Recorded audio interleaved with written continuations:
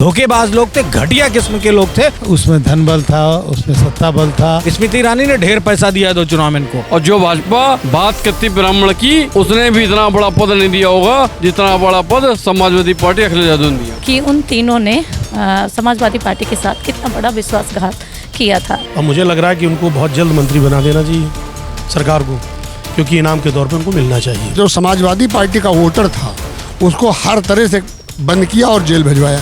राज्यसभा में वोट देने के लिए ढेर सा पैसा मिला था, ढेर सा लालच मिला था। देखिए, उनको तो पहले ही निकाला जाना चाहिए था। वो चीज़ें मैं इस माइक पे आपसे नहीं कहना चाहता हूँ। राकेश प्रताप सिंह, अभय सिंह और मनोज कुमार पांडे, जी हाँ, ये 3 नाम आज से 1 साल पहले भी राज्यसभा के जब वोटिंग हुई और उसमें इन्होंने क्रॉस वोटिंग कर करके भाजपा को जिता दिया, तब ये नाम बहुत ज़्यादा चर्चा में आ गए और आज फिर से ये नाम चर्चा में है। वजह हम आपको बताते हैं। दरअसल इन तीनों ने ही पार्टी से किनारा करने की कोशिश कर ली थी आज से 1 साल पहले, लेकिन आज ऑफिशियल तौर पर समाजवादी पार्टी ने इन तीनों को ही पार्टी से निष्कासित कर दिया है। आपको बता दें कि ये तीनों ही समाजवादी पार्टी के टिकट पर विधायक रह चुके हैं और विधायक इस समय वर्तमान में भी हैं, लेकिन उन सब के बावजूद भी इन तीनों ने ही भाजपा को अंदरूनी तरीके से ज्वाइन कर लिया था। लेकिन इसके बाद आज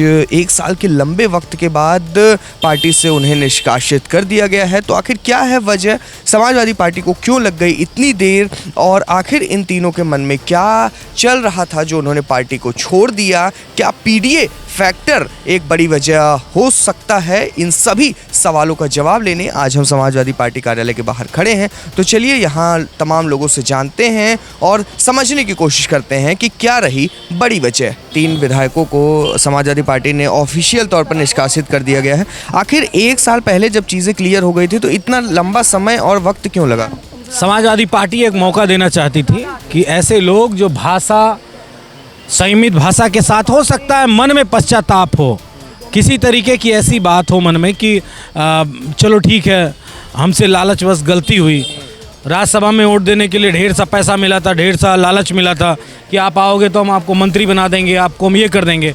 तो अगर सरकार ने कुछ नहीं दिया तो एक बार होता कि वापस भी लिया जा सकता है पार्टी में, चूँकि ये लंबे समय से पार्टी में काम करने वाले लोग थे। लेकिन जिस तरीके से इनकी भाषा हमारे राष्ट्रीय अध्यक्ष जी के लिए झूठे प्रलाप, प्रपंच और इस तरह की बातें कर रहे थे, उससे ये स्पष्ट हो गया कि ये सिर्फ और सिर्फ धोखेबाज लोग थे, घटिया किस्म के लोग थे जो इस तरह की बातें कर रहे थे। उन्होंने जो बात कही कि वो बहुत बड़े जमींदार घर के हैं, इसलिए राष्ट्रीय अध्यक्ष जी को तकलीफ थी कि उनकी गाड़ी खरीदने से इस तरह का हो गया, उस तरह का हो गया। तो मैं इतना जानता चाहता हूँ, कौन सी ज़मीन और बाग बेच के आपने गाड़ियाँ खरीदी है? वो गाड़ियाँ जिन गाड़ियों की कीमत कई करोड़ है, किस आधार पे आपने खरीदी, ये बताना पड़ेगा। अगर नहीं बताएं तो समाजवादी पार्टी की सरकार जब बनेगी तो पूरी जांच होगी कि ये पैसा कहाँ से कमाया है। वैसे हमें मालूम है स्मृति ईरानी ने ढेर पैसा दिया 2 चुनाव में इनको, ढेर, मतलब 2-4 गाड़ियाँ खरीदने, 2-4 गाड़ियों भर के पैसा मिला है। इस वजह से ये इस तरह की बातें बोल रहे हैं, जो कि सबसे बड़ा नशा पैसे का होता है। अच्छा सर, अब उन 3 सीटों पर क्या तैयारी रहेगी समाजवादी पार्टी की? समाजवादी पार्टी पीडीए परिवार जिंदाबाद, पीडीए परिवार लड़ेगा और पीडीए परिवार के लोग ही वहाँ डिजर्व करते हैं।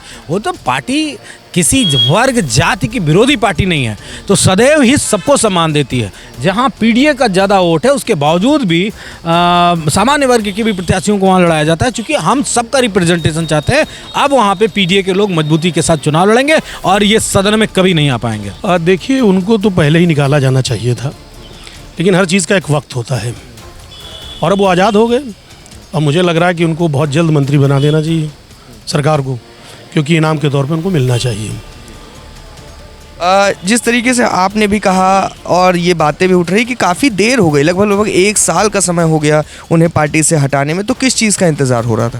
देखिए, हर चीज़ का एक वक्त होता है और मुझे लग रहा है ये वक्त अब आ गया था उनको निकालने का, तो हमारे नेता माननीय राष्ट्रीय अध्यक्ष जी ने ये फैसला लिया इस वक्त। कहीं इस वजह से वो बागी तो नहीं भी बने, क्योंकि सपा पूरी तरीके से एक पीडीए की राजनीति लेकर के चल रही थी और उन्हें हम जानते हैं कि वो क्या हैं। तो कहीं इस वजह से उन्हें सपा में ऐसा तो नहीं लग रहा था कि हमारी जगह नहीं बन रही? देखिए, ऐसा है कि समाजवादी पार्टी जो है वो सामाजिक हितों और सामाजिक समरसता की बात करती है। अगर जगह न बनती तो उनको विधायकों कैसे बनते हैं? समाजवादी पार्टी ने एक बहुत बड़ा सम्मान दिया, विधायक बनाया, लेकिन मन में कहीं ना कहीं उनके छल और कपट रहा, जिसकी वजह से जो हरकतें की गई, हालात पैदा हुए।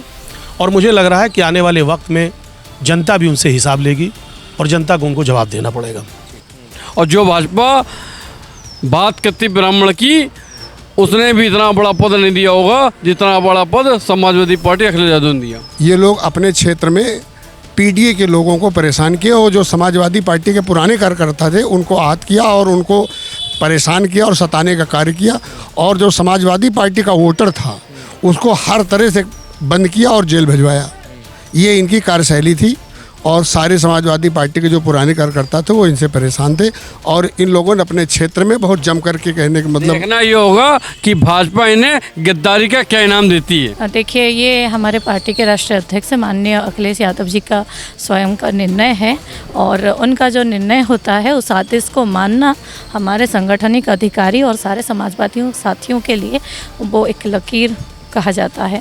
अच्छा, आपको सबको पता था कि उन तीनों ने समाजवादी पार्टी के साथ कितना बड़ा विश्वासघात किया था, जबकि राष्ट्रीय अध्यक्ष जी ने उनको बहुत सारा सम्मान और इस पार्टी से ज़्यादा सम्मान शायद कहीं और उन्हें मिल नहीं सकता है। आज उन सबकी स्थिति क्या है आप सब देख सकते हैं, आप सबके सामने हैं और लंबा समय का अवधि भी उनको मिला था।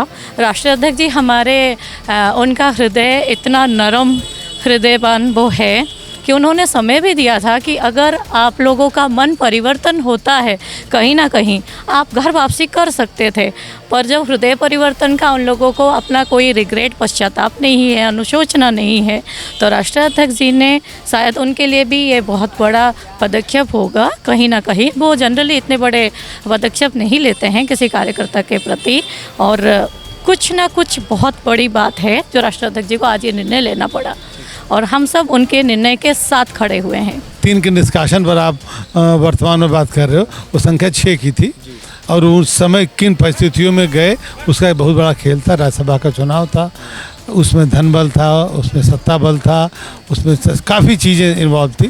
वो चीज़ें मैं इस माइक पे आपसे नहीं कहना चाहता हूँ।